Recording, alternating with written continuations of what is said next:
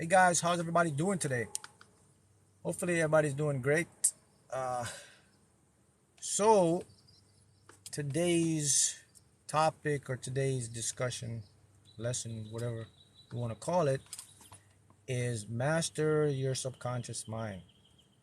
So if you're someone that can't figure out what's happening in your life, why you have these emotional traumas or issues going on, and you want to fix yourself, but you're trying to fix yourself, but you can't fix it. If you're suffering from a lot of stuff, maybe you're suffering depression, anxiety, low self-esteem, uh, you're just not emotionally where you want to be. You're just not getting the results you want in your life. You're not getting the kind of satisfaction of mental aptitude in your life, the happiness, or anything. You know, the problem, I can guarantee you, is almost 100% in your subconscious.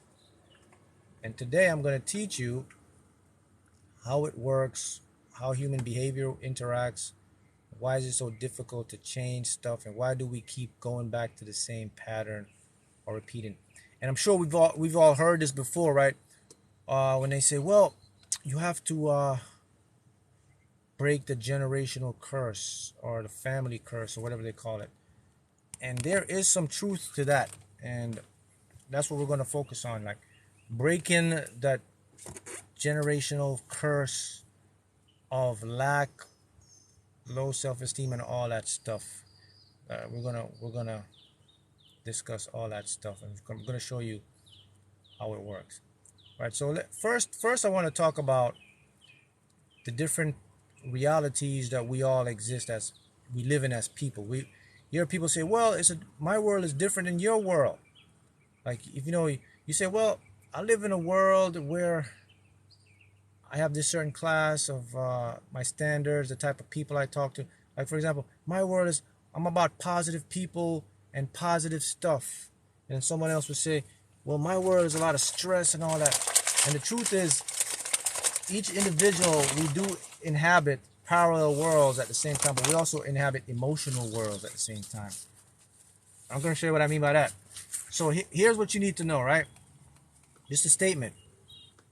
Hurt people hurt people. Love people love people. What do I mean by that? Well, we talk about like the generational curses, right? When people say, "Well, I got this generational curse," and in epigenetics now, they're discovering that through our DNA and even through our ancestors, we can sabotage ourselves for lack. So even when you come out, you're programmed to be poor. You're programmed to be emotionally unstable, and this happened in your generation. And now epigenetics is showing that it's possible. Our environment will affect like how our lives are going to change and how we're going to live our lives. But there's great news. All of that can be changed. So when people say, "Man, Mark, I have a generational curse, man. Did somebody put this on me? Did somebody put black magic on me? All my family just keeps messing up. My whole family is always crazy. My family's like mental and all that stuff, man." What's going on, man? What's going on is, first of all, there is no black magic on you. There is none of that stuff. What's going on is you're subconsciously in a trance. Your subconscious is doing all the stuff to you. And let me show you what I mean. Let me give you a prime example. So I met someone, and once you start to do this, once you become more awakened and enlightened, you stop judging people. And someone messaged me, it was a young lady, a girl there. She was like, "Mark, I have this issue." She says, I am she does exotic dancing, right? There's nothing wrong. And she says, I have a problem though. Like, I have she has a pimp. Now, listen carefully, because I'm gonna blow your mind here now. And she says, when I don't make any money, he would beat me, like, and I have to bring money in. I ask her, She said, I kept going back 4 times, right? So I asked her, I said, why? I knew the answer, but I wanted to see what she would say. And I'm going to share something deep with you there. And I said to her, I said, why would you go back 4 times to someone that abuses you? She couldn't answer it. Well, she said, well, because, I got evicted and I had to go with him. But that was just an excuse. Show you something how deep here now. You're listening, right? And I asked her more. I said, so what was your family life like? She said, my father was a pimp. I grew up seeing this stuff. You starting to see a picture develop here when I say love people, hurt people, hurt people? And he said, oh, this guy too, his father was into this stuff. So what's happening here? Let me show what's happening here. This female, this woman, she wanted to break the cycle. She wanted to leave. But every time she left, she kept going back. The reason she kept going back is because her subconscious bought into the idea of the trauma. Her subconscious literally liked the trauma. Yes, that's how your subconscious works. It's logical. If you expose your subconscious to negative, toxic stuff, it will adapt it as a belief. That means you actually be addicted to pain. Some people they're addicted to emotional damage. Just like some people can be addicted to success, to happiness. And that person, and what else contribute to it? Authority figures. You see, guys, the way your subconscious mind works is it looks at your authority figures. And so that's why you see people will tend to migrate or associate with people a lot like their parents. Women will tend to look for the same type of men their fathers were. Guys will do the same. Women, and that's all we call that the family curse. It's like, oh man, my mom did it, my dad did it. But the thing is, you develop this intellectual mind that you have now, and you want to change. But when you try to change, you just can't change. You do it. And this explains why this woman went back 4 times. She wanted to change, but something was controlling her beyond the change. It's like she wanted to leave, but she would go back again. And then she would get abused. And then she would leave. And she'd go. That's how powerful your unconscious mind is. It will literally make you do things to harm yourself. The reason why it does that, guys, is because you have to understand how it works. It has no thought processing, rationalizing, or judgmental system. It looks for information, it looks for patterns, and it grabs it and it registers it as a program. The program is going to run unconsciously over and over. Although you're going to be conscious and aware because you're going to have free will in your intellect mind, and you're going to want to change, and then you can't change. And then a lot of us, what we do, we go into a deeper cycle, right? Because now we start to blame ourselves more. It's like, oh man, I just can't do this. I tried it doesn't work. And you get depressed, and it creates a whole other issues, right? But all along, you didn't know this. No one showed you, no one taught you, even your parents didn't know this. Your parents got it from their parents. No one showed them how to break it. So how do I break that generational curse? How do I break that pattern? How can I get out of this? The first thing to get out of the pattern, guys, is you have to be ready to save yourself. You can't save someone if they don't want to be saved. This woman, she was ready to save herself because she got tired of it. She recognized what's going on. She's like, man, you think about it. You say you go back 4 times and this person's abusing you. You have to think, well, do you like this? And the actual truth is the subconscious loves it. That's what the subconscious does. It doesn't know the difference between abuse or love. It just sees a pattern. So if you want to, what we call save yourself, you have to recognize your pattern. That's the first thing. You have to get the realization to understand, like, oh man, there is something going on with me that I'm aware of. I want to change, but I can't change.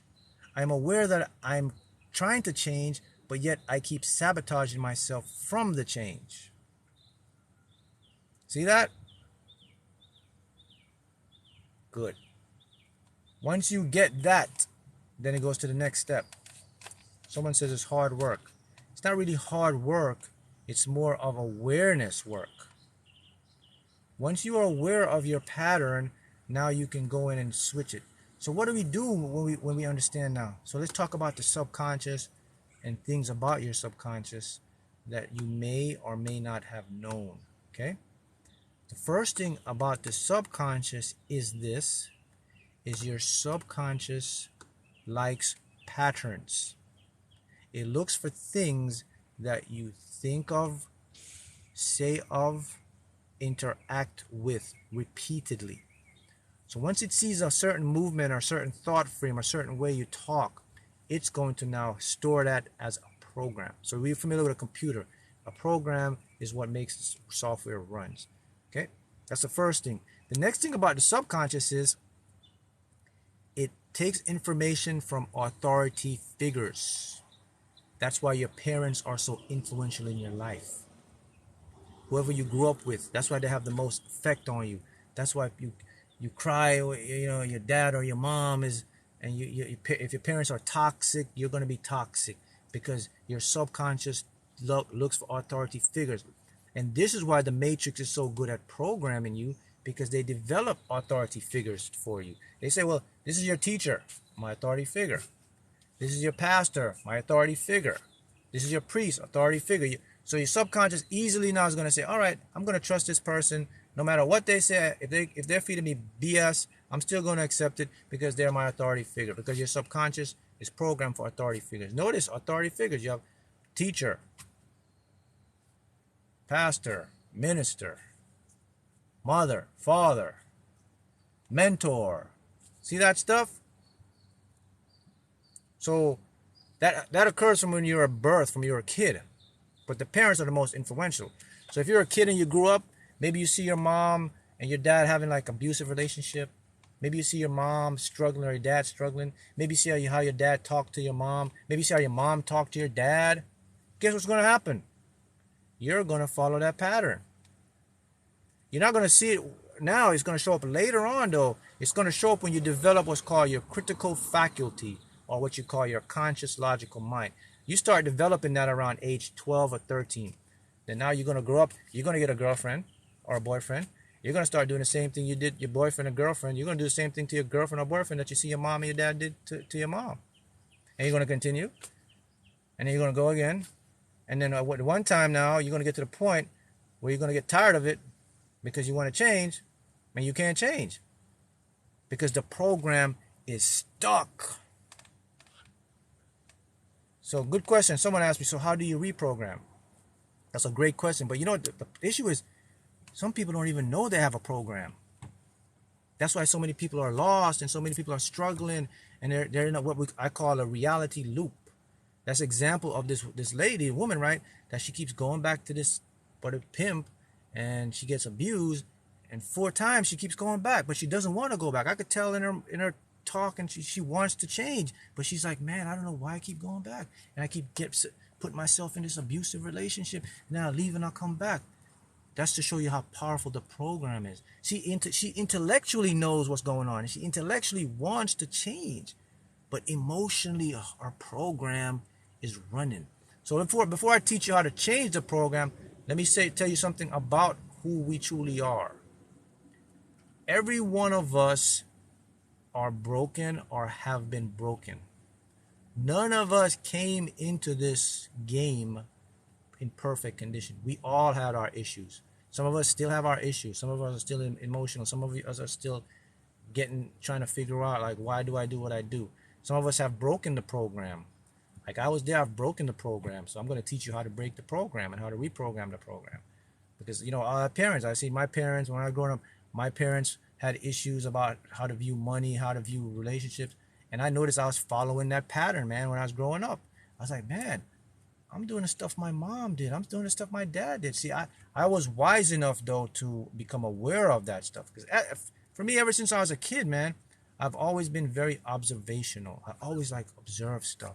So I kind of was noticing myself as that guinea pig.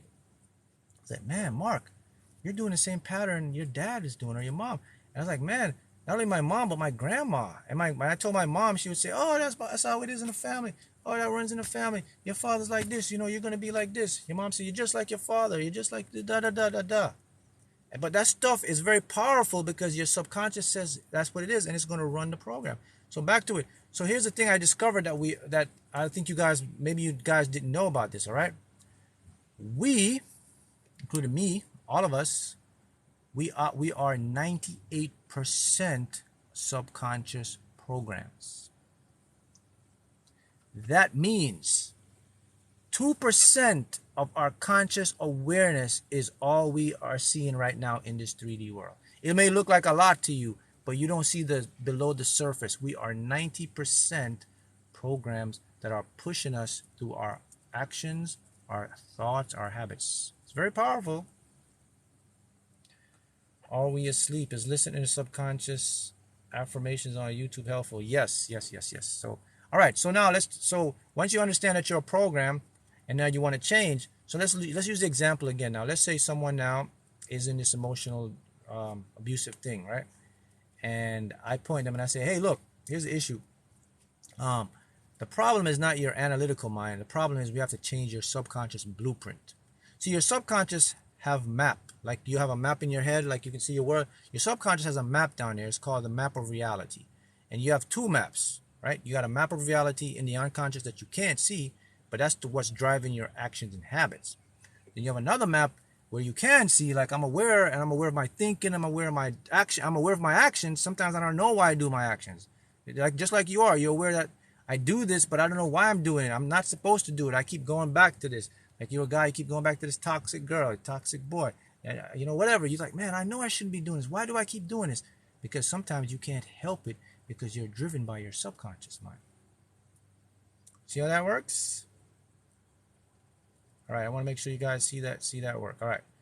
Now, once I discovered that I had a map of reality that was controlling my life unconsciously, like, you know, making me sabotage myself a lot of ways, I was like, whoa, how do I go there to change that stuff? And that's where I discovered the power of suggestive hypnosis or hypnotherapy or hypnosis. I can hypnotize myself, which I did. I taught myself how to hypnotize myself. Like anybody can do that.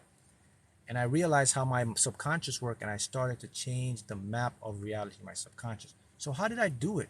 Well, the first thing I started to do to change my subconscious map of reality is I started to watch my patterns. So someone says something here about, like, you know, kids coming up with like substance abuse stuff. It stays in their bloodstream, and it becomes a part of their life. That's why the doctor said, hey, if you're pregnant, don't drink, don't smoke, don't do this, because the baby will come out with these tendencies. And that's because it's a genetic, and it gets into subconscious. But the good news is you can still change it. Right now, even if you're alive and you're in a toxic, or you're in the situation where you're trying to find yourself and you'd want to get out, but you keep sabotaging, you can change it. And I'm going to show you the power of how this works. So once I discovered I had two maps, I had a map of reality in my regular mind and a map of reality in my subconscious mind. And I realized that the map of reality in my subconscious mind that's what was driving my life. It was driving my actions. It was making me think certain ways. It was making me attract certain people. And that's how powerful the subconscious too. Not only does it affect you emotionally, it can draw in the same type of people, because I said all of us have been broken. All of us are broken, once broken. We all have different worlds we live in, and we see reality different ways. And I'll go back to like the person who's the pimp. The pimp person doesn't see anything wrong in his life because he sees, okay, my dad did it, I'm doing it, so I don't see anything like hitting a chick or whatever. The female that's in there, she thinks it's normal because she's seen her dad do it. She thinks getting beat up or getting hit is something normal. And they talk about it. But there's going to come a point, though. It's going to come a point that you're going to want to change, because here's the thing you got to understand, guys. We aren't designed to be negatively emotionally damaged. It's not part of your blueprint. When you came into this world or this earth, you came here to experience fulfillment in happiness, moving towards your purpose. Your body is designed to feel good. Everything from your cells, they all harmonize to produce what we call health, emotionally and physically. So whenever we are in a situation where we have a lot of emotional baggage or damage, such as depression, anxiety, toxic stuff, we keep going back to unhealthy things that messes up our mind, and we're constant. Your body can only sustain it for so long. Someone asked, do I believe in God? Yeah, I believe in God, but not the God that maybe people think about. I'll talk about that. So you have to understand that the first thing, how your body works, right? How long does it take to see the pattern change and start a hypnosis programming? Patterns can change just like that, because the next thing, your subconscious doesn't have any time continuum. It doesn't know time. Changes, you can see change instantly. But usually it takes months, at least 3 months, to get changes if you do it consistently. And I'll show you how to do this. I'm going to bring it all together for you right now. But you have to understand how stuff works to change it. Because some of you, this may be new to you. Some of you, this may be the missing piece you've been looking for, and you've been doing everything else, but this is the part you've been missing. You say, okay, that's it. So the body isn't made to sustain negative trauma over a period of time. It's going to break down. So now you understand. So that this is what happens to people, man. People, they get tired. They get tired of being in like a toxic relationship. They get tired of being used. They get tired of sabotaging themselves, because their body starts to talk to them and say, hey, man, beep, beep, beep, beep, I'm approaching the breaking point. So you're going to either need to fix me or do something, because I can't take this no longer. This girl approached me. She messaged me and says, Mark, this is what's happening. I've been going back 4 times to this guy. I keep getting beat up. I keep getting abused. I go back again, I leave again. But now she intellectually says her mind, that's her body talking to her. So I got to change, because it's not going to be good for me. So, all right. So here's the problem we have, right? So you and I, we have been hypnotized. Okay? The same method that's going to help us is hurting us is the same method that's going to help us. We've been hypnotized in our subconscious mind in a trance. So now what I have to do, what I figured out, I have to de-hypnotize myself to change my subconscious blueprint. Okay? So that's what I did. So I understand what was happening. I was like, okay, Mark, you're repeating the pattern of your father and your mother. If you continue to do this, your life's not going to go pretty well. You're going to end up like this. You're not going to do that, because I had cousins that were doing stuff. They were doing like bad stuff. And I was like, man, intellectually, I was like, man, I don't want to go there, man. In my mind, like, I don't want to be like that, man. I don't want to do that, man. So I was like, I got to fix this stuff, man. And I fixed it. And that's when I started to do my pattern. So the first thing I did is this. I recognized the pattern, all right? And then I said, all right, man. So my subconscious really listens to what I say. It listens to how I feel. It listens to how I think. And it listens to what I'm doing. So I got to change that stuff, man. How do I change that stuff, man? I got to find a way to do this. And I tried at first. I started to focus a little bit. But it was hard, because my subconscious would just come back and I procrastinate. And that's when I discovered the power of hypnosis, or auto-hypnosis, or meditation. And I understood how the mind works. I understood. At first, I didn't know that my mind operates in different frequency levels. I didn't know that I had an alpha, theta, delta, beta, gamma state, 5 different states that my brain oscillates through. And within these different states, I'm in a different awareness. Also, within these different states, I can access different parts of my consciousness to change stuff. I didn't know any of that stuff. And I was like, as I delved deeper into the study of quantum physics, neuroscience, and all this stuff, I was like, man, damn, man. I was like, why don't I put this in school, man? If I knew this in school, man, earlier, so many people, my life would have been a whole lot easier. So the frequency, or the state that I discovered, was the theta state. I was like, okay, I need to get into theta state. You need to be in theta state, because in theta state, I can get to my subconscious mind. So I was like, okay, what is theta state? How do I get to that stuff? Okay, so I was like, okay, theta state can only be achieved through very deep meditation. I was like, okay, I can't do that, because that takes a long time. I got to be a monk to do that. So that's going to be like, there's monks do that regular now, but they took training. So I was like, all right, that one's not in the question. I can meditate to help me. What else can I do? I get in a theta state. Oh, when I'm sleeping, I'm in theta state. I was like, damn, but I'm sleeping. How am I going to talk to myself when I'm sleeping? Oh, hypnosis. I was like, man, I got to go see a hypnotherapist. What if he can't hypnotize me or all that stuff? I was like, self-hypnosis? I could hypnotize myself? I didn't know that. I was like, okay, let me do that. So I read up on how to hypnotize myself, and I hypnotized myself. And then another one came up now because we're living in this new time now. I was like, auto-hypnosis? What's that? It's like, oh, auto-hypnosis is what all of you guys probably been doing, using subliminals. I was like, okay, so I could use subliminals while I sleep to change the map of reality to my unconscious? Let me try that stuff. So I researched more. I was like, what kind of subliminals do I need to use, man? Oh, Mark, you need to use mass subliminals. Mass? What's mass subliminals? Oh, those are subliminals where I can't hear the words. Why don't I want to hear the words? That's when I understood how my critical faculty and my conscious mind work. Because if my conscious mind and my critical divide hears words, it's not going to let my subconscious change because it's a guard. So I have to distract them by making them hear music, but the words slip into the back to my subconscious. I'm like, all right, man, so I'll do mass subliminals. So I made my own mass subliminals, and I got third-party ones. I paid somebody to make me special subliminals, you know. I paid these creators, and they made me like these subliminals with this theta state music, and then the affirmations, I put it in there for them, and they put it to me, and of course I got some from YouTube and all that stuff, man. And I started to do the work. First I understood how to use them. I said, okay, they're more effective when I use them in a binary state, meaning that it go from my left hemisphere to my right hemisphere. It means I have to use earphones. I was like, man, so let me do that, man.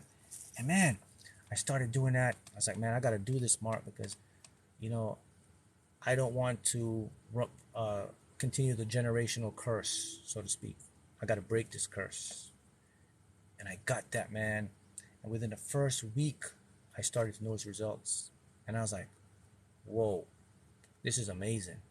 I just started to feel different. And I noticed my actions now change.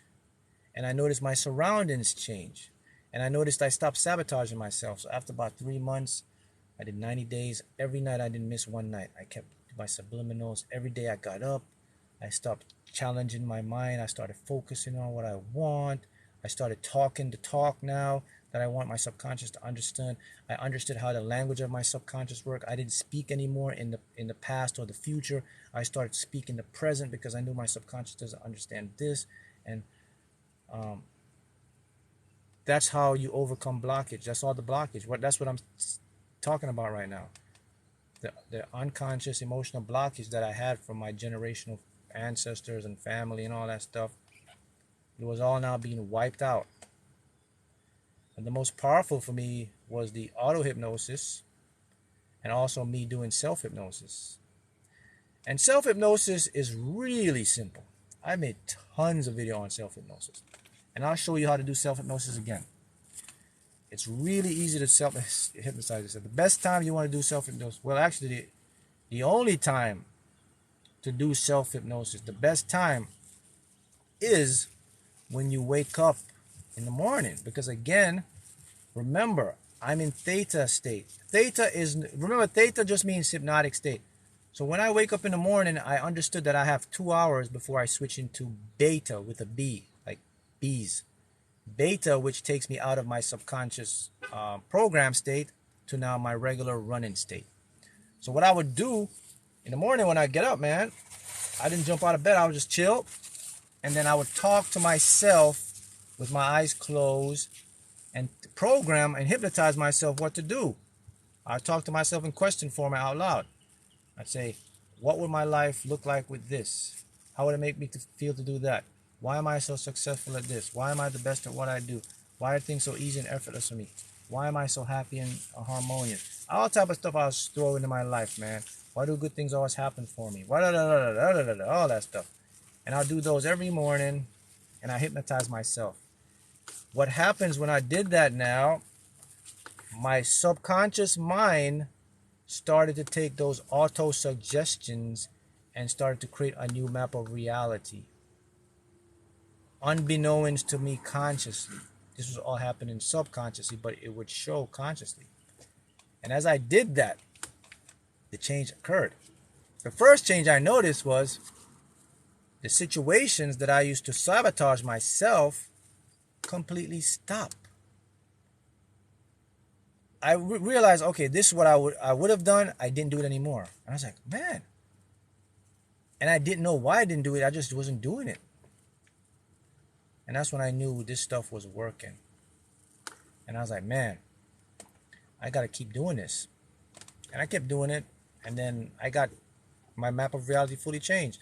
Now my subconscious is programmed to what I want. Anything I want is in there now. So stuff about movement to my goals, whatever. It's a program. So I would pick programs. I pick subliminals. I do auto hypnosis and stuff for that sort. And now I have a new map of reality that I can change my world.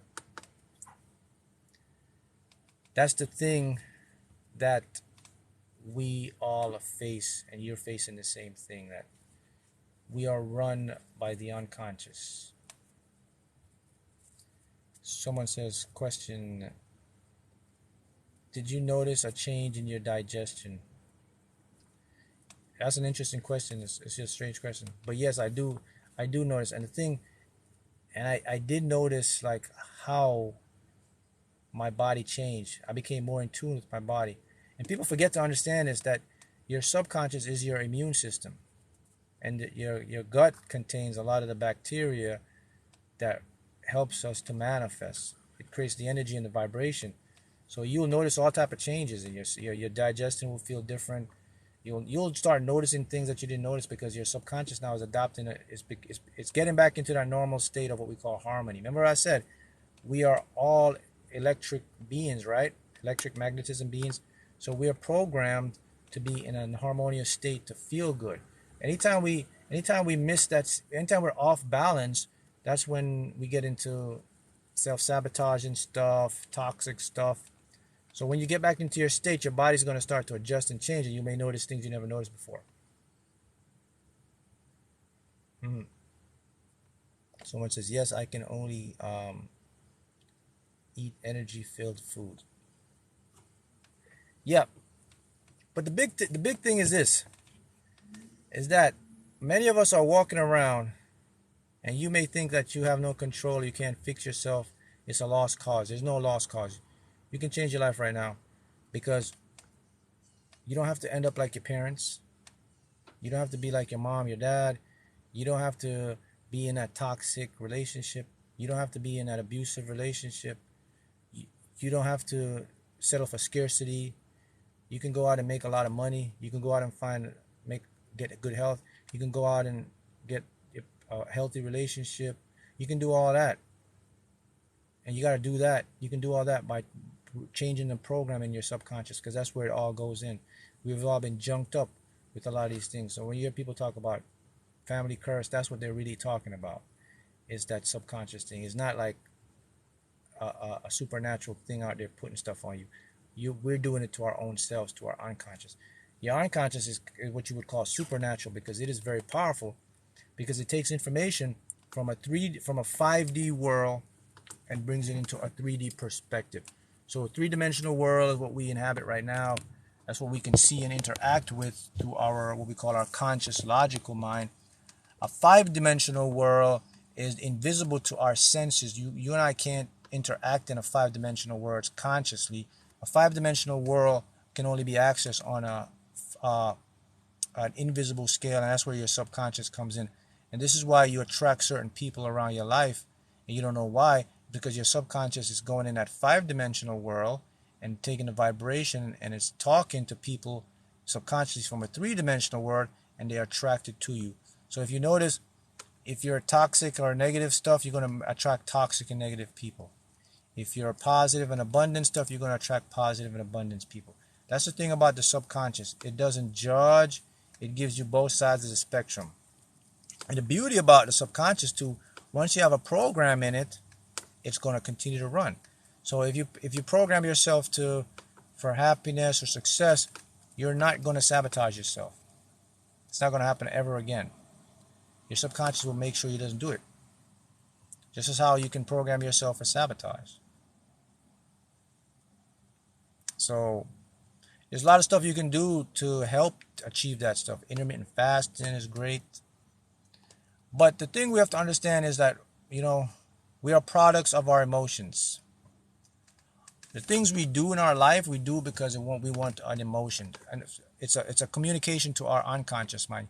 Our unconscious mind is looking for the language code. I call it a code. So meditation helps. Meditation helps to get you centered and cleared. But you really have to practice self-hypnosis or use auto-hypnosis or hypnotherapy if you really want to get to change the subconscious program. Many of us, we do our change. We try to change our subconscious program analytically. We try to do it with willpower. It's not going to work, because many of us will understand the problem and we'll pay attention to fixing it.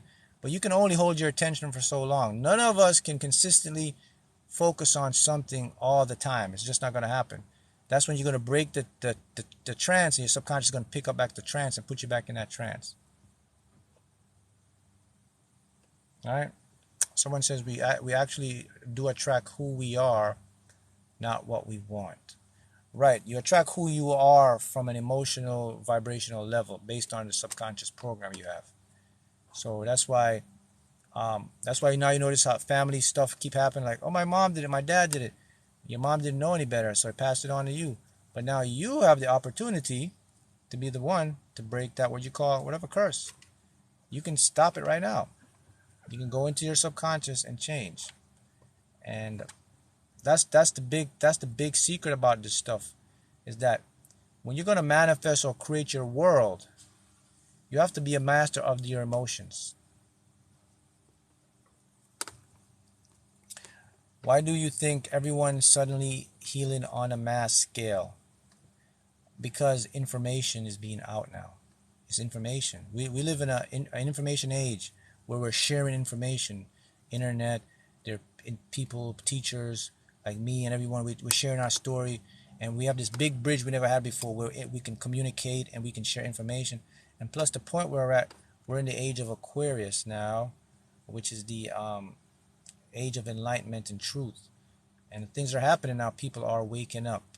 We've discovered more about how our mind, body, and the universe work within the past 10 years than we did in the last 100 years. And we're able to share the information on platforms. So the thing about information, though, we have to know how to filter information. And when you filter information, you'll find what's going to help you. So that's why more people are healing now, because people are realizing how their mind, body, or their emotion work. And I think a lot of individuals didn't understand the power of their unconscious mind. That it is what's driving every part of your life.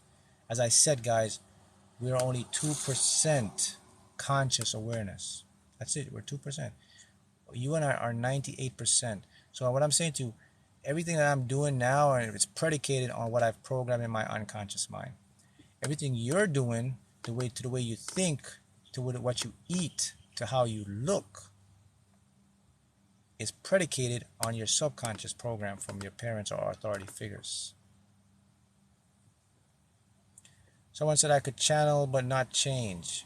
No, you can't change. You can channel. When you channel something, you're being a source of information. Change can only come when we go inside and remap the map of reality. That's right. Our life is led by the unconscious more than 95%. Someone commented that as well. That is a fact. I said this before too. They have studies done where they hook someone up and they put the electrodes on their head to monitor the brain when the brain makes a decision. And when someone made a decision, they didn't make the decision. The decision was made up to 10 seconds before they consciously decided. So the subconscious was making a decision for them before they decided. And because you're unconscious, you're not aware of it, you think you make the decision. So there is someone back there running the show for you guys. It's your unconscious. It is what's driving your life. Now, once you understand, okay, I got my subconscious, Now you got to get the other part of that. Now you got to tackle your ego. The conscious mind, the logical, the thinking, the guy, the person, as someone says, driving me nuts. Yep, the ego. I got good news. The ego is a lot easier to tame and change than the subconscious is. So you know the subconscious, you know, the ego, man, is very easy to tame. Because you see, the thing about the ego is a personality that's developed through condition and program. And the ego is intelligent. And because it's intelligent, it can think. So you can use your own intelligence to fix your own ego. Okay, let me show you what I mean by that. So what your ego will do to you is this. Your ego will put forth what's called limiting beliefs. Limiting beliefs are different than subconscious blocks. So don't get it mixed up. So can anyone tell me what a limiting belief is? We all have them. All of us have tons. And you'd be surprised, man. A little thing could mess your whole life up or stop you in your tracks. What is a limiting belief?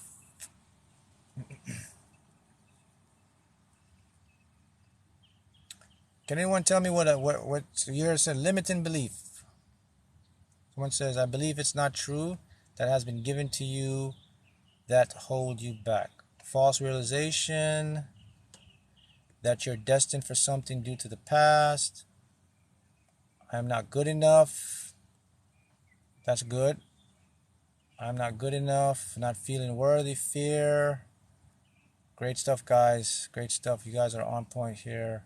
That's correct. So a limiting belief is basically a belief that you hold within your world or your consciousness that's true to you.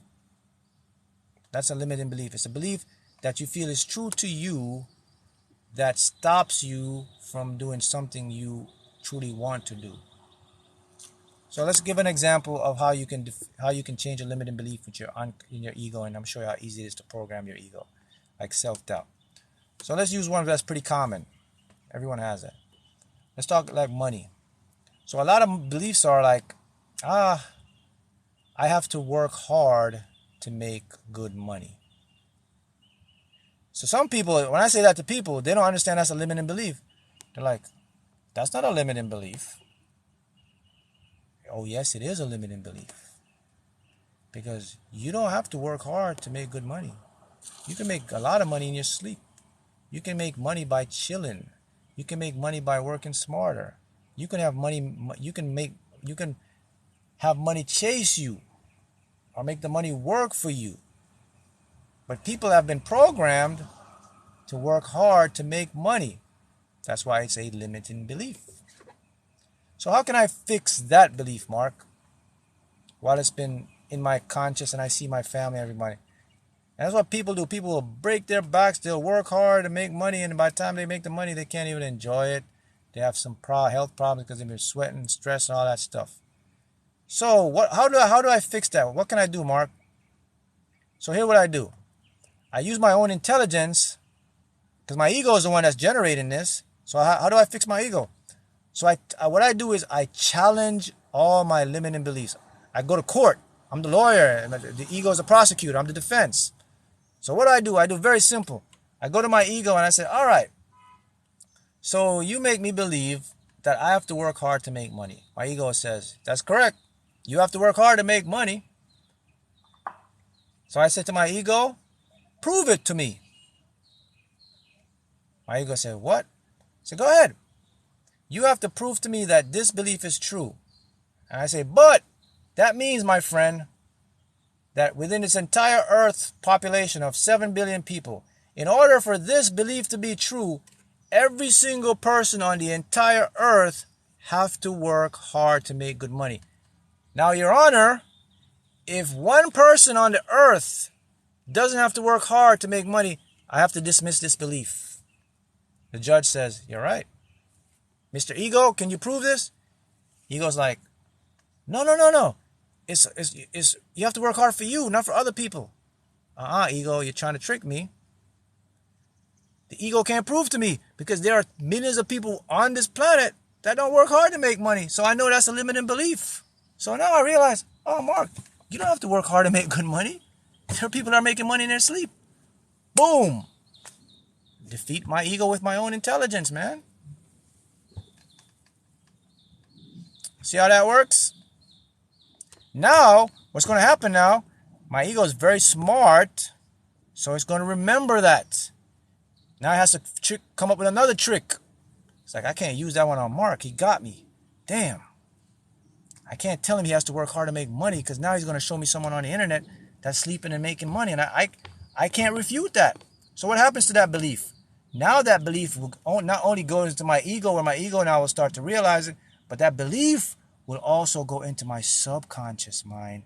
My subconscious mind now is going to accept that belief as a new empowering belief. Because the thing about my subconscious is it likes to take information from my ego. It listens to my ego as well. My ego programs my subconscious. So if my ego can't prove to me, my ego I have to call the bluff, and my ego have to say this. All right, Your Honor, I dropped the case. The judge says, case dismissed. Mark, you've won. That's one victory right there. Boom. Bust that one up. Next one. Fear. What's another limiting belief? Give me another one and I'll show you how to bust that one out. How to get it from your ego. What's another common limiting belief? We got the money one. Oh, another one is, I'm just not good in finding a relationship, or no one wants me. That's a good limiting belief, right? Now your mind will say to you, man, you can't find love, man. Nobody wants you. You're not good enough. Now you're going to bust that limiting belief up. So remember how you bust the limiting belief again? You challenge it. You do the same system. You go to court with your own mind. He says, Your Honor, I'm here today to challenge this belief that my ego just told me that I'm not good to find love and nobody wants me. The judge said, why? Because I've been experiencing it in my life. I've been meeting people that prove to me that I'm not good enough, and you don't know that your subconscious is working with your ego. They work together. So your subconscious listens to your ego and make you find people that don't deserve you, so you don't think you can find love. So in your world, your ego thinks that he got you. But you're smart now. It never works out. People say it never works out. All my relationships I meet, some girls will say the guys ghost me in like 2 months or 1 month. I'm always getting ghosted. People say stuff like that. And you don't understand that it's your subconscious and your ego teaming up on you to do that. But you don't understand that's a limiting belief. You think it's real. So I challenge. So what I do, I take the next case. All right, I'm going to challenge this belief. The judge says, all right, Mark, how are you going to do that? So I go to my ego again. I said, so ego, I see proof, you show me proof in my life that I don't deserve love, I can't get love, I keep meeting people or whatever, they keep ghosting me. Ego says, yeah, Mark, this belief is true because look, So I was like, all right, again. So there are 11 billion people on the planet Earth. So in order for this belief to be true, Your Honor, that means every single human being on the earth have to either gets ghosted, can't find love, or not happy in relationship, or they don't deserve. That's impossible. If I find one person on the earth that is in a good relationship, is loving, the case has to be dismissed. And of course, it's an easy win because there are millions and billions of people. And I prove my ego again. My ego says, damn, I can't use that one on him anymore. What happens now? I got a new belief. I deserve love. Love is easy. I can get love. Now that goes into my subconscious. Now my subconscious is going to change and I'm going to start to meet people. People are not going to ghost you anymore. You're going to find good relationships because the subconscious and the ego work together. See how it works? That's how you bust out limiting beliefs from the ego. You have to use your tool against the tool. Your ego is intelligent. It's smart. It wants to debate. So you use your own game against your ego. Because now that's going to become a truth to the ego. And your ego will never try to use it against you no more because it knows the deal. Your ego is just like court. When the court make a case, they can't use it again. You can't prosecute you anymore. Remember, such and such versus that. They can't touch you. It's a law. What if your ego is mastering with good arguments? It don't matter whatever good arguments. All you have to do is prove to your ego that the belief is not true by challenging. It's a very simple concept, guys. It's a very simple concept. Every belief that your ego have, it's a false belief. Because everywhere on the planet Earth, someone's doing a different belief than that. It's very simple, but people don't even know how to do this. They don't teach you this stuff. Like, let's do it. You want to do another limiting belief? So we got the, what we did with the love, the one. Someone wants to write a limiting belief they have in here. I'll show you how to bust it out. How to challenge your beliefs. What's one of the limiting beliefs you'd like to change? Someone says doubt. When it comes to limiting belief, you want to put it in a thing that happens in your life. Like, man, I'm always doing this. I'm not doing that. Killing ourselves. Okay, here's another one. Good one. I can't lose weight. That's a great one right there. That's a limiting belief. I'm a bad mom. Okay, let's just show how to bust those two out. I can't lose weight. I'm a bad mom. So now, your ego says, you can't lose the weight. It shows you because you look in the mirror, you see yourself, and you're always being tempted with food. Everywhere you go is like food, food, food, right? So your mind is convinced that you can't lose the weight. So what do? We challenge the belief. We go to court again. And we say, the judge says, all right, is this belief true? And of course you're going to say, your ego says, of course it's true, because look at him or look at her. They can't lose weight. Now remember I said, subconscious and ego, they're partners in crime. So if the ego says you can't lose weight, the reason why you have the weight on is because your subconscious is making you gain the weight, because your subconscious controls your immune system. It controls everything, that your weight, all that stuff. It does that to you. Okay? So how do we challenge that belief? The first thing we got to do is, all right, you ask the question to your ego. So ego, so you're telling me I can't lose weight. So that means if I find one person in the entire planet that have lost weight, that they were overweight and they lost weight, your argument has to be dismissed. The judge says yes. Ego has to surrender. Ego says, yeah, damn, there's millions of people. You can't fix that. But there's a two-part to fixing this belief, okay? There's two parts to it. Because now we got the ego, now we have to go to the subconscious one now. When you're going to do stuff with the subconscious, when it comes to like losing weight, you can't use the word lose, because your subconscious is logical. When you say lose weight, it's going to make you gain weight again. Because what happens is when you lose something, your subconscious believes you want to find it. If I lose my keys, the subconscious says to look to find the key. So I may find the key and I lose it, it's going to put more weight back on you again. So what you want to do when it comes to this belief, you want to say, release the weight. I am now ready to release the weight. Okay? So now you're going to release the weight. The subconscious now is going to make you release the weight. How is it going to do that? Remember what your subconscious does. It controls what? Your immune system, your appetite. You start noticing that you'll start eating less. You'll start working out. You'll do stuff, and you'll just start to release the weight. So now you've discarded that limiting belief. The next one, someone says, I'm a bad mom. Same process. Take it to court. Use the mind against the mind. Prove to me, in order for this belief to be true, every single woman on this planet have to be a bad mom.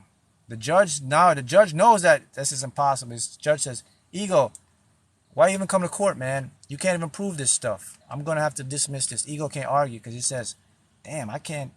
Not every single person on the earth is not a bad mom. There are plenty of good moms out there. Whoop! That belief is removed. See? Someone says, how about my fears all actually manifest? That's a limiting belief as well. Go back to court. So, is everybody on the entire planet fear is manifesting? Now, if every single person on the entire planet fear is manifesting right now, you've lost. So that the ego won. But again, that's impossible. 12 billion people on the entire planet. Not everyone's fear is manifesting. So that belief has to be lived. Your ego is going to recognize that and it's going to file that away. So the main point is to understand this, guys. Here's the main point of this stuff. Every single belief, limiting belief that your ego is telling you is false, because every single person on the entire planet isn't experiencing those beliefs. In order for the belief to be true, for someone says, I'm a bad mom, it means that for that belief to be true, it literally means everybody on the planet have to be a bad mom. For the belief to be true that I can't find love, it means every single person on the entire planet can't find love. For those beliefs to be true, that's how it works. If you can prove to your mind one person beats the odds, and that your ego will have to let that belief go. It will let it go.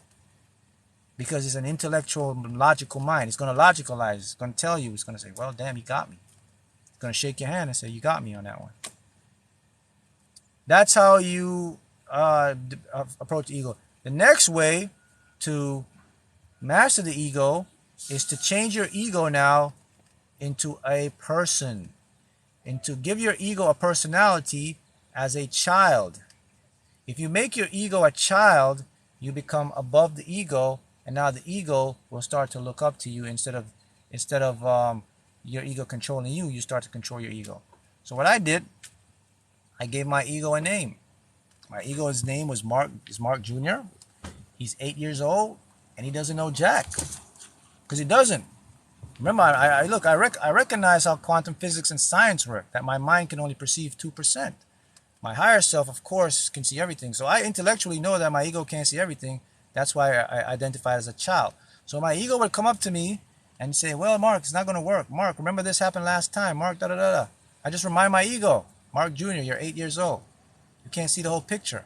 And he goes right back into its corner. Boom.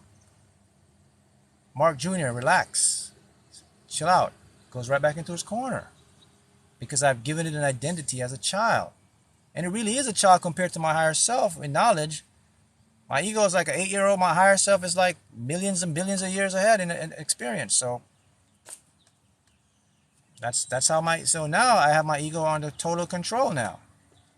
So there's no time my ego could come in, because my ego is going to remember, damn, I can't even go to him and try to tell him to change, because he's going to tell me I'm a child. So why waste my time? My ego don't like to waste time, so he's going to leave me alone. Damn, I can't even challenge Mark, because he's just going to remind me that I don't know anything, which is true, because you don't know anything.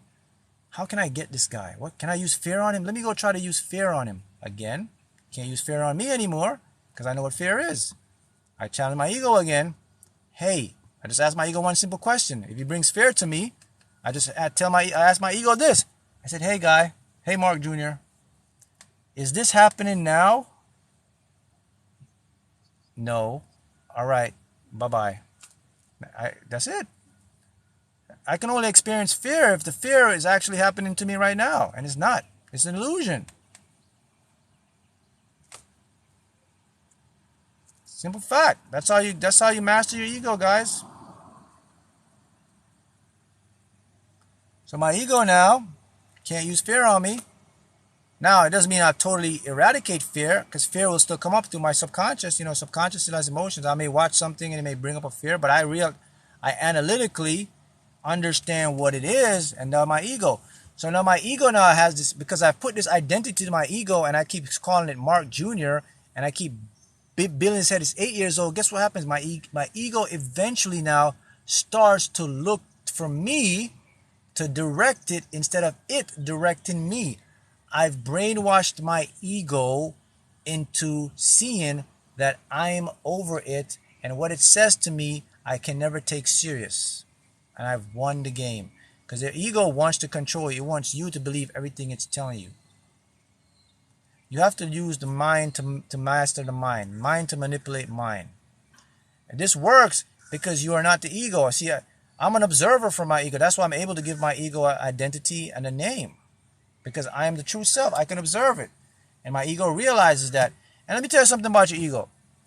Your ego is no fool. It knows the game. It knows that you're the boss of it. But it knows that you're gullible and you don't understand it. So it just says, if Mark don't know he's the man, I ain't going to tell that cat he's the man. I'm going to just use him as much as I can, man. I'm going to enjoy this ride. I'm going to put him in the past. I'm going to put him in the future. I'm going to put him in fear. I'm gonna make him feel all these type of ways because I want to control him so he don't go out and make a mistake and I don't survive and I die. I just want to survive. I want to be in the same position. I don't care about Mark's happiness. I don't care about none of that stuff. I just want to be where I'm at, and I just want to chill. If it's up to your ego will keep you in the same loop the rest of your entire life. If you're struggling, it's very happy keeping you struggle. Your ego don't want you to change. It wants you to be in constant fear. It wants you to be in constant future. It wants you to be in a constant past. All that is points to one thing: control. Control. You have to understand that you are the master and the mind is the tool. I learned that at an early age, and that's what I do. So now I got my ego to a point where my ego literally now is looking to help me at all times because I've programmed it. I've got my ego to the point where my ego is asking me, how can I help you? How can we do this better? I got my ego to the point where it's actually going out and doing positive stuff for me. I got my ego to the point where it's not judging people. It's actually being open. It's open-minded now. Yeah, you didn't know you could do that? They didn't teach you that. You have total control over every part of your mind, soul, and body, people. And when you get your ego to that point, man, that's where you enter 5-dimensional consciousness. That's where you enter higher level consciousness. That's where you enter present moment awareness. Because now, I know every trick in the book. I know all the plays. I scout all the plays. My ego knows all the plays. It's like a 7-game series, man. I'm always sweeping my ego. 4-zip, 4-zip. You can't win. Can't beat me anymore because I have all the plays. Remember, it believes it's a child now. So it's going to look to me as the authority figure. And that's what I want. So when it starts to act up, it's going to realize like, oh man, I'm not going to get any attention, man, because Mark's just going to put me in my place. So it's going to spend more time now trying to just listen to you. Now, it's still going to want to put you in the past and the future because it's not going to stop because it just that's what it wants. But you're going to have more control of that. You're going to be able to catch it and say, hey, if you're going to put me in the future, put me with only things that I like to see positive. If you're going to put me in the past, put me in the past of things that I remember that were good, that will help me.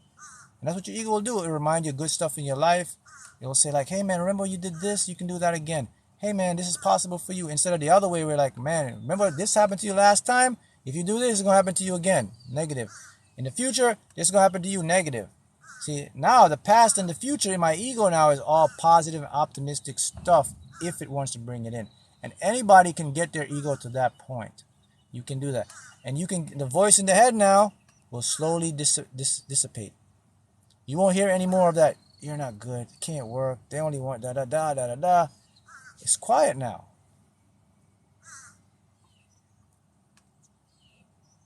All right? See how it works, right? What is inspired action? What does it look like? Inspired action is something that feels like your next logical step. It's something that looks like it's supposed to be done or it was meant to be, and there's no hiccups, there's no blocks or anything. Inspired action is when all the pieces fall into place. That's what inspired action looked like. It actually looked like it was meant to be. Like, man, that worked out perfectly. Inspired action is when you do something and you have no resistance. There's no like obstacles in your way. That's inspired action. That means it was in harmony with the universe. It was designed for you to be successful. You see how that works?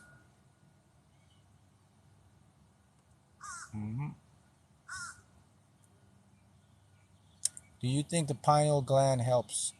The pineal gland, the third eye, helps with accessing higher levels of awareness. It helps with communicating more into getting your, what you call, superpowers. Okay? All this stuff else. But the biggest thing we struggle with is our subconscious and our ego. Those are the two things that really stop us or put blocks in our ability to manifest stuff, because they give us false illusions. They give us limiting beliefs. They put a lot of stuff in our mind that are false, man. And we believe them because we experience them in our reality. But you have to go outside and look, because if one person is not experiencing that belief, it has to be false. Quantum physics shows that too, because quantum physics says that, you know, reality is an observer reality, that I control my observation of the world, and based on my thoughts, my world becomes real to me. And that's because particles that make up the world, they're constantly all over the place. You can never pinpoint a particle. Therefore, that means all possible outcomes are out there somewhere of me, because it's always bouncing in and out of different dimensions. Boom, boom, boom, boom, boom. And that says that I have to be able to experience any part of my life I'd like to experience as positive stuff.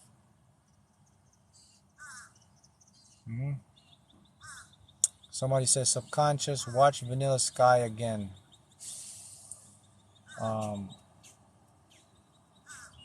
Right? Is there more than one ego? Yes, there's more than one ego. But okay, we tend to usually have one ego, majority of us, but there's also another ego. It's called the super ego. That only develops for people who have been that type of ego, or for people develop that type of ego, are what you'd call the celebrities, or people of, like, they believe they're high class stature people, like they believe government people owe them stuff. So those type of people would be your, like, big time athletes, your big time singers, musicians. Those people develop what's called super ego. Majority of us, though, we just have our regular ego. So super ego are for people who are used to being pampered, look up to, and they think they're the, what you call, it. They develop another aspect of their ego. Those type of individuals, it's going to take a more challenge for them to overcome it, because they're used to society and people bowing down to them. So it's going to be harder for those people to be humble, and that can damage them. And what that does, that creates what's called cognitive dissonance. So a lot of these people will be on a high horse, and when they suddenly fall, they don't know what to do. Their lives go to shambles because they aren't used to being humble, or they aren't used to not judging. So it's a product. The Matrix creates that. The Matrix create super ego people, because they put people out there, and we see these people as are like, oh my God, he's like a god. He's like, oh, my favorite singer. But they're just regular people like you and I. But they develop the mentality like, I'm better than you.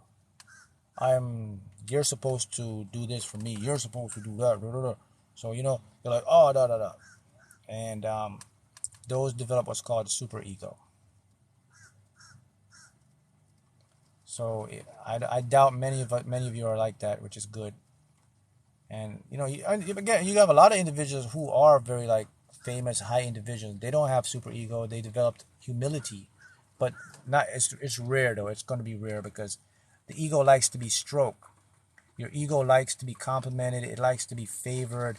It likes people's attention. Your ego likes to be stroked, man. So very few individuals would master the regular ego. Most will have super ego. And you'd be surprised, guys. Like, you see a lot of, like, spiritual teachers out there, big ones and all that stuff. I mean, I don't know names. I'm not going to say, but most of those, they have super egos. So some of the people that you're looking up to, they have super egos, man. And they're spiritual. So it affects everyone. It can affect everyone. Some of the most highest, big, famous spiritual people have the biggest egos. It's human nature. It's hard. It's You know, your mind and body. Remember, we're social creatures. We want to be sociable. We want people to like us and be around us. So when you have a lot of people like sweating you, like, oh, you're so great, you're the best, da da da, it develops the superego. And that goes for everybody, spiritual teachers. So if you see some of these real big famous spiritual teachers and they're just like, oh, da da da, be aware, they may have superegos. And that can lead to narcissism. Right? And then of course you do have some people who are just, they're very humble because they remember their roots. They remember where they came from. They remember like, man, you know, if you're truly spiritual now, if you're truly spiritual, you'll understand that you are nothing. Repeat that. If you are truly spiritual, you will understand that you are nothing. That means you can go out with, you can interact with every type of person. You can go with the rich people, you can go with the small people, whatever you want to call it. Everyone's the same. You will treat everybody the same. You will treat the billionaire and look at the billionaire just as a person that's lower, what people call lower class. When you're truly spiritual, you don't see people in classes anymore. You just see people as people, man. You see people with situations that they may need to change. You don't see people with it's that. You know, your mind will do that. Your mind will always try to judge and put labels on people. Or that's him or that's that. But when you get to that level of enlightenment or that high level where you want to really like master, and look, nobody's going to be perfect. You're not going to get it right all the time. But you'll get to the point where before you judge someone, you're going to remember like, man, I can't judge this person. I don't know what this person's life is like. I don't know how they feel when they get up in the morning. I'm just seeing the outward appearance of them. They look like that, but what if they're struggling? See, you start to realize that you start to have empathy for people, man. And that's when you have arrived. That's when you have arrived. Because now you talk to everybody. You interact with anybody. There's no classes like, oh, why are you talking to her? She's this, she's a stripper. Why are you talking to her? He's a pimp. Why are you talking to this? Da da da. You don't see any of that stuff. You just see people as people. And you see people with situations, man. You don't put people in classes anymore. And you know what? That's very empowering because that gives you more knowledge. It's going to open you up to other areas that you would never see in your life. You're going to learn stuff. Also, that's the most powerful thing about that, man, is you are more connected to your true self, the higher self. You're able to access a lot of different dimensions because you don't have stigmas or blockages about people anymore. Now, look, I'm not going to tell you that's easy to pull off. I'm going to sit here and tell you that. But what I'm going to tell you is, if you are someone that's striving to be spiritual, or you claim that you are spiritual, you want to be spiritual, that's something that you have to develop. Because if you don't have that, you're not going to get to where you want to go. If you're someone that you can get up every day and you don't judge people, and you see people for who they are, you let people show you who they are, you don't judge people and put predestined on people or say, well, you're this or that, you're going to go far in life. You're going to manifest a whole ton of stuff because you're not filled with stigmas and resistance. A lot of that is resistance, man. You know how much energy it takes to judge people, man? You understand how much brain power it takes to sit and calculate and think about creating a stigma and a stereotype for a person? You don't understand the power your brain puts out on that, do you? To sit here and say, oh, he's like that. Oh, she thinks she's all that. She's probably doing this. Da-da. Think about that, man. That's taking you away. That energy you're wasting, you could use it to create even more in your life, to make more fulfillment, to help more people. And look, people aren't stupid. People will know when you're real or fake. They'll know if you're pretending. They'll know if you're just trying to act like I'm not judging you. People can see through that, man. But when you're truly one or nothing with, or just everything with nothing, you can talk to anybody and people will just know like, oh man, this person is real. You can tell this person's cool. You could tell he's not trying to act like he's trying to fit in or trying to make me feel good. He's just keeping it real. And then people can tell you anything. They can talk to you You can understand them, and you can help them, or they can help you. They can put you up on stuff you didn't know. So it's very important to understand the meaning of spirituality. Church people are the worst on judging. Witness first. And that's unfortunate, man. And that's the thing about religion, because I was there. See, that's the thing I learned about. That's a big difference I learned from spirituality and religion. You know, when I was in like church and all that stuff, I was the biggest judger. You know why? Because they taught you that God is a judger. See that? So you were tainted already to judge people. You can't do that. It's going to mess you up. When I understood what being spiritual is, I understood it's like being authentic with yourself and treating people the same way you like to be treated, seeing people for who they are and don't judge people.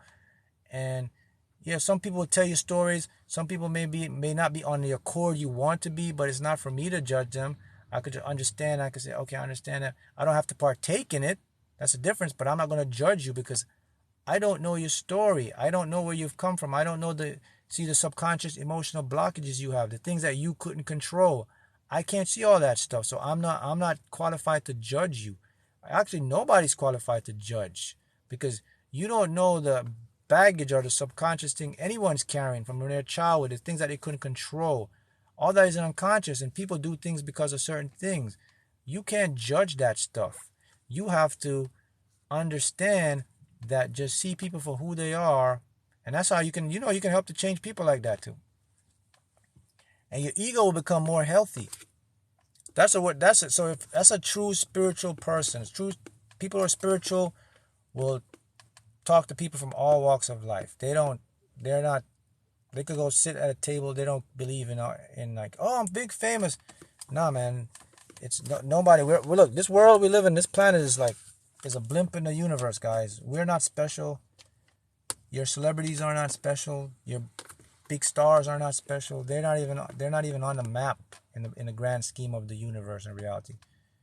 There's billions and countless other planets, civilizations we haven't even cracked the surface of yet.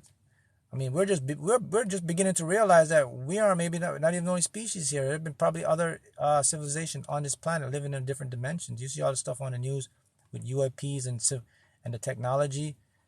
Some people it's going to be hard. So you have to understand that we are like a family in the universe of big stuff, right? Why do I want to isolate after awakening? Because when you want to isolate, because now you're being downloaded with information, and you have to be alone to process that stuff to build you up. You can't. That's why when people get a spiritual awakening, they isolate themselves because they're recreating. It's like a butterfly, the cocoon, the butterfly. I mean the caterpillar goes into that cocoon. He isolates himself. And he stays in his cocoon weeks, and he busts out and becomes a butterfly. It's change. You have to change. That's why you isolate yourself when you go through spiritual awakening, because you have so much information that's been downloaded to you. Metamorphosis, right? Metamorphosis. Yet someone says we are spiritual beings incarnated as physical body with a mind. That is 100% correct. The thing that corrupts us is when we get into the 3D world, we developed ego tendencies. We have lower ego and we have super ego. And along with that, we have a subconscious mind that complicates stuff as well. So that's in the 3D realm. So the more someone can become nothing, they can exist in the 5D realm.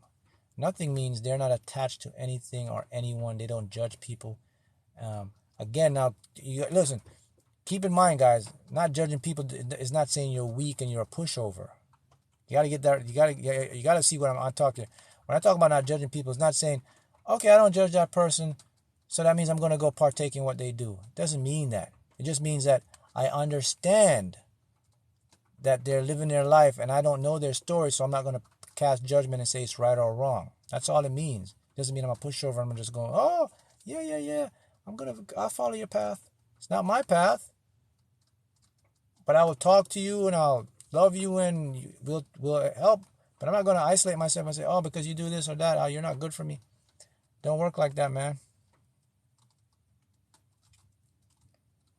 Someone says, I didn't buy tickets that day and my numbers come out. You're speaking to the choir. That happened to so many people. That's the thing about when you're going to manifest the lottery, guys, or anything like that. You got to have faith. And look, a lot of that is your ego too. Your ego will do that to you. So see the power of ego? Ego can stop you from winning the lottery.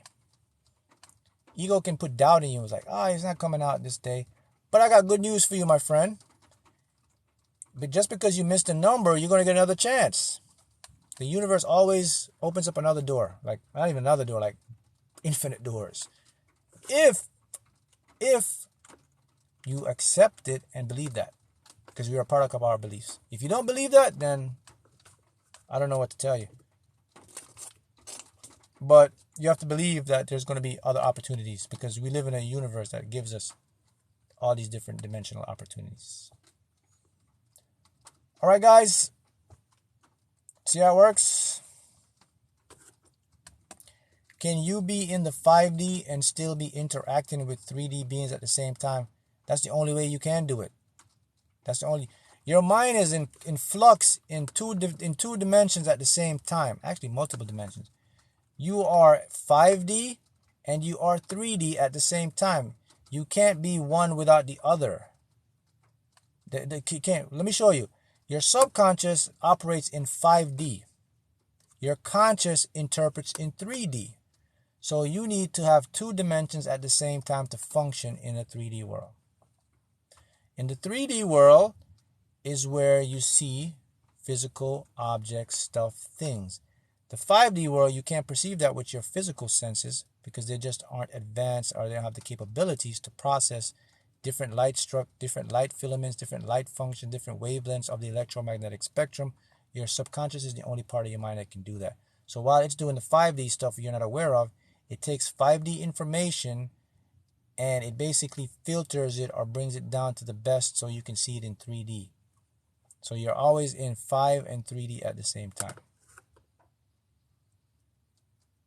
See how that works? So when someone says, I live in 5D, it's impossible. You can't live in 5D without being in 3D.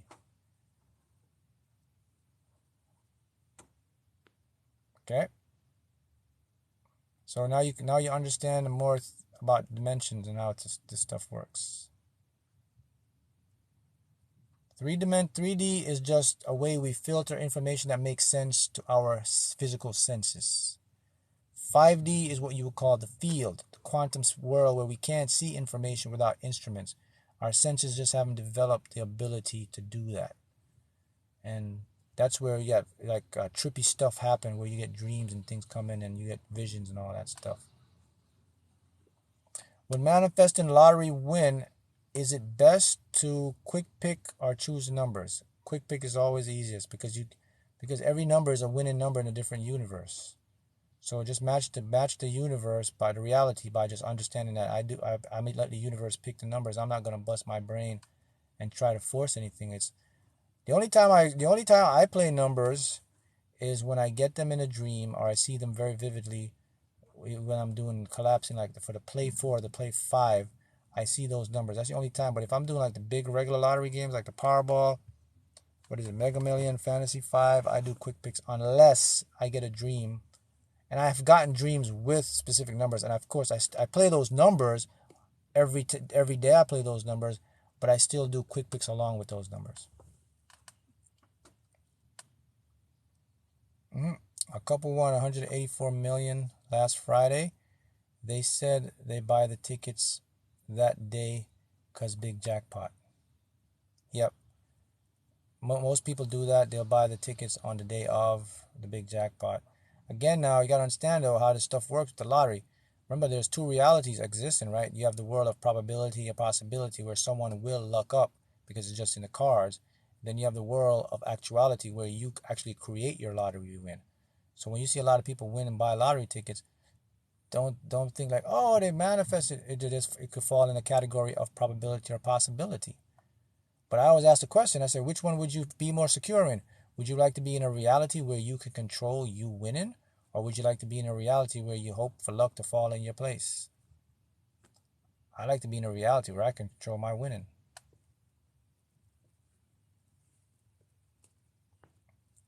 So there's an outcome and there's an reality for everything people want to manifest. I think there was a guy I read. This guy won 10 million on a scratch off in New York, and then like a couple months, like a year later, he won another 10 million. Some people say something like that could be luck. I don't think that one's luck, because when he interviewed the guy, first he said he always knew he would win. He believed he was gonna win. He even joked. He said, "Man, I'm still trying to finish spending my 10 million from the last lottery I won, and I got another $10 million." So people like that, you could see they're very like positive, optimistic people. It shows you something. When people like the lottery, they're more like optimists. They believe they're gonna win. That's why they play. If you don't believe you're gonna win, don't play. If you believe you need to win, don't play, because you're gonna create desperation. If you're desperate to win, don't play. You're just gonna create more resistance, man. Play for fun. Play because of the imagination. Play because of something you visualize. Play because of what it would look like to have fun, to win. Don't play because you think you need, or this, because you're going to create so much tension. That's why you see some people, they play for many, many years because they don't care. They know that one day I'm going to win. They just buy their tickets, put it away. It could be 10 years. Don't matter, because there's no time in the universe. And they win millions of dollars. That's how you approach the lottery, guys. You got to do it like, put it in the back burner. Know what's going to happen. Continue with your life. Visualize other stuff. You can get money while winning the lottery. The universe can give you money from different sources, and you can win the lottery at the same time. What most people do is they focus only on the lottery and not the other abundance that come around them. So they kind of limit their manifestation, man. The thing you want to do is you never want to limit your manifestation. You want to have infinite channels to your manifestation. You know, when you play, man, just for fun, and use it, like I say, the way they say, $1 in a dream, right? That's what you're doing. You're having fun. It's like you got your ticket. You're like, man, what would it look like? How good would it look for me to win this? And then let it go. You're more likely to win that way, because you're creating and using your mind. You're less likely to win if you're in a need. Like, I gotta get this big jackpot. I get the lottery fever. I need this money. I'm hoping. I'm trying. You're not. It's not gonna happen like that. You're going to spend more money. You're going to get into problems. Set it, manifestation, and forget it. That's right. And remember, with the lottery and just everything else, there is no time. So when you see people like, oh, I've been playing for 20 years. People like, yo, bro, man, I'm done. I can't even play the lottery, bro. That's 20 years. Well, the time's going to pass anyway. Those people that play for 20 years, they didn't realize it was 20 years. They're still living their life, doing their thing in the meantime, manifesting money, and then they won the lottery. So you got to understand how stuff works. There's no time in this thing. So 20 years is no time in the subconscious, because it's all subconscious. It's your ego giving you that illusion. Man, it's been 5, bro. None of that exists, guys. That's what messes people up. They don't have patience. They don't have faith. They don't have the belief. They don't have consistency. And they give up before their manifestation come through. You got to understand that you're going to do this. It's like work. You got to, like, I got to show my subconscious I desire to win the lottery. And you got to focus, and then have your tickets, put it away, but go live your life. Do other stuff. Work other parts of your life in the meantime. Manifest money to see money coming from other means. The lottery is going to be, you're going to win the lottery. It's going to be there, because you're playing and you're showing the universe and your subconscious mind that you believe you're going to win, because you're not attached to it. So you buy your ticket. That's why my advice is, when I buy my tickets, I let them sit for like a month or 2, because to me, I don't care. It's like I don't need the money. So I'm showing the universe, like, man, I've already won, man. This is back burner stuff for me. I'll go check it when I feel like it. I am more in a relaxed state. I'm not that person I gotta go, let me see the number come out last night. Oh my God. Oh God. See, I'm showing the universe the opposite. I'm setting it, I forget it. A couple months there, I go buy my tickets, maybe a month. I check them. It could go 2 months, depending on what my higher self feels or what I feel. And I live my life in the meantime, do what I gotta do, and then you win. See how it works? I've been at peace lately. what you've won. Won quite a bit. 2015, I won a Fantasy 5 in Florida. Then I won on the pick 4 and the pick 5. I made these numbers. I see these numbers.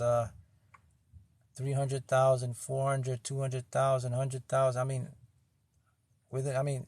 I'd say within a year of this years since I've been doing this, I've made 2 million in wins, and I do this continuously.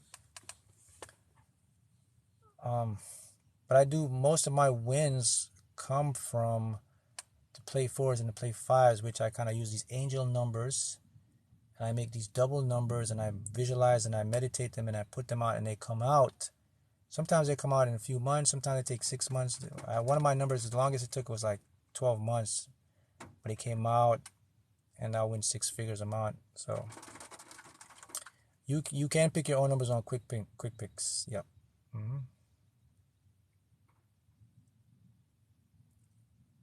Yep. And the scratch offs, same thing with the scratch offs. I win continuous. The scratch offs, you can win big. You can win millions. Here in Florida, they got a scratch off here, man. This came out. You could win 25 million on one ticket. It's a $50 ticket though, but you can win 1 million, 2 million, 5 million. But the thing with me, guys, when I play the lottery, man, I don't really play for the top prize. I know it sounds like perplexing, like what's the point of playing the lottery then? Well, the point is I play the lottery because it's fun and because I can win, and then I love, abundance comes in. I can win all different prizes. But when you approach it that way, you're more likely to win the top prize because you've already convinced the universe that you've got the top prize. See, most people try to win and just like hit it real big, like I gotta get the big prize. You can win prizes in between, man. You could really be comfortable and then stay low key. People don't have to know, like you don't have to be the big games are the games that they broadcast you are, like the Powerball, the Mega Millions. You hit that, they're gonna broadcast. But you can manifest on the side, man. You can manifest millions of dollars, bro. People don't even know, and be low key. If you don't want people to know, because with these play 4s and play 5 games, the thing about those games, they're not going to put them on the lottery website because they're not the big flag mark games. But I've done it all the time, like 200 grand, 300 grand, 400 grand, and just picking my numbers and just stay below. Listen, I know people, individuals that can master this stuff, that they make quite a living doing this every year and you don't even know it. Making millions of dollars, just manifesting the lottery or whatever, casino bets, using their mind, picking the numbers. You do numbers, you win 1 million. It's however you want to do it. And this is why people got to wake up and understand that the world is bigger and your mind is very powerful. And you won't know this stuff because they're not going to broadcast. You're not going to show these people. You're not going to put it out. First of all, I don't want to do that as well because the thing is, when they find you start like, yo, this guy's like doing all this stuff, then some people start like, oh, I got to go see what's going on here. Let's go check. Next thing you know, they're trying to put you in an experiment and trying to check your consciousness and see how are you creating this stuff and, all type of crazy stuff. So it depends on what you want. You can be low key, or if you want someone that's want to be well known, you can play the Powerball, the Mega Millions. I don't play the Powerball, the Mega Millions. I do play them when they're big jackpots, but again, I don't play them because it's not like something I need to play or whatever, but I'm just open. My skill is really with seeing these numbers, bringing them in and manifesting. I could do the same or whatever, but I'm just showing you different options you can do. I'm putting the big picture out here. And someone says the odds are awful. That's something that if you're going to do this, you can't look in odds because then you're going to put yourself in a reality of odds. So you got to really conform your mind if you're going to manifest a lottery. For me, I had to erase the odds and probabilities because that would put me in a whirl of my conscious and ego mind. You're not going to win that way. You got to understand, guys, there is no odds. You create it. The secret to winning the lottery is a very simple formula. Be in the right place at the right time. And repeat that. Simple formula to win the lottery. Be in the right place at the right time. That's how everybody wins. When you win the lottery, they're in the right place at the right time. When the guy won, so the question, then the answer becomes, all right, man, how do I get into the right place at the right time? There's the missing link. That's where you have to go into the 5D. You can't be in the right place at the right time by using your own intellect mind. You have to be guided by supernatural, what we call supernatural energy, and that comes through your higher self. That comes through the universe. That comes through the subconscious mind, working together to make you take an action. Someone asked me about, take inspired action. That would be inspired action, to know where to go at the right store at the right time to buy that winning ticket. Boom. That's how you do the lottery. That's what I do. I don't look to, I just make it easy. I just say, hey, put me in the right place at the right time.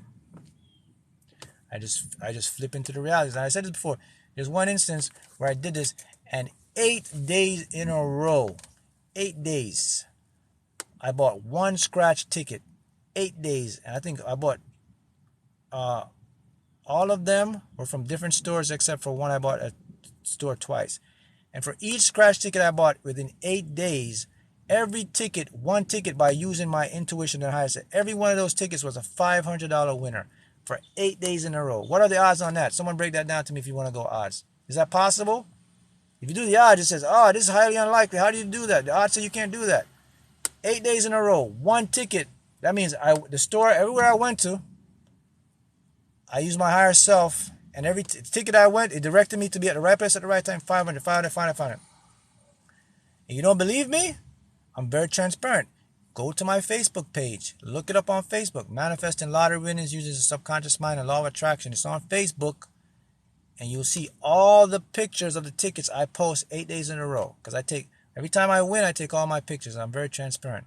And you can see all the tickets. And you see the post right there. You see 500, 500. All the scratch off that I did 8 days in a row. Right for you to see, so it could inspire you to do that.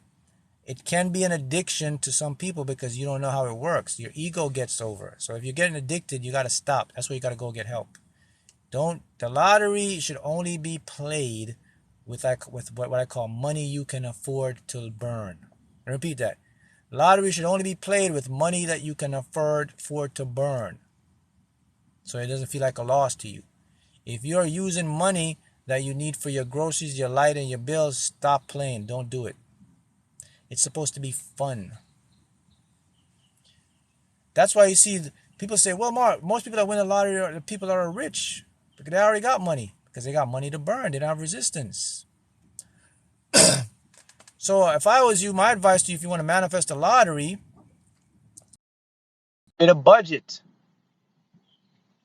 If you have $5 a week, say I'm going to put $5 a week and manifest it. Because most of us take money and we buy stuff we don't need that can't help us. You buy sodas, candies, and all that stuff.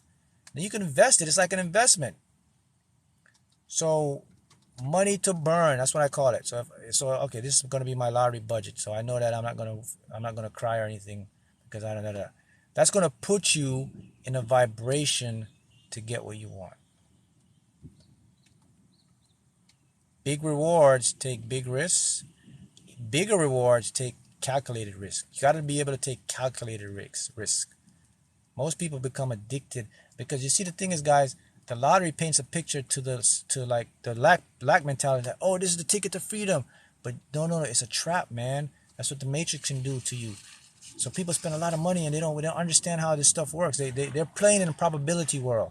That's what the lottery wants you to do. That's why they always put on tickets 1 in 7, 1 in 10 probability, and they make it so bad. The odds of Mega Million are 1 in 5 billion. You're like, damn, that's what they want.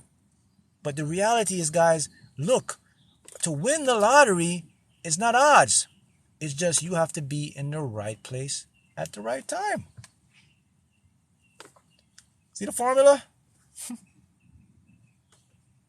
So all I do, I program my mind, Mark, subconscious mind, put me in the right place at the right time.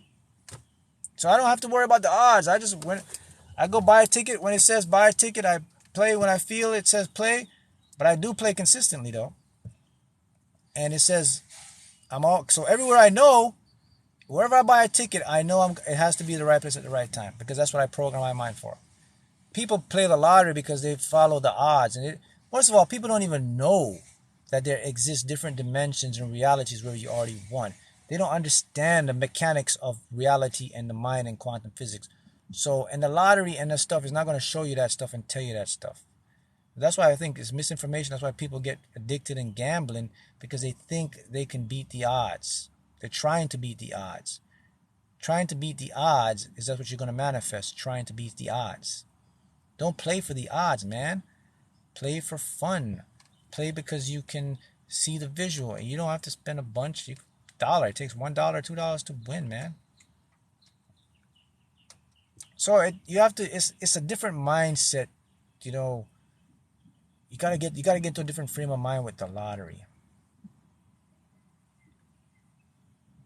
Yeah, I'm gonna see if I could save this and upload this to YouTube so you can watch it again. So, because I think this video will be very informative for you guys. But if you're someone that's manifesting the lottery now, you're learning how it works.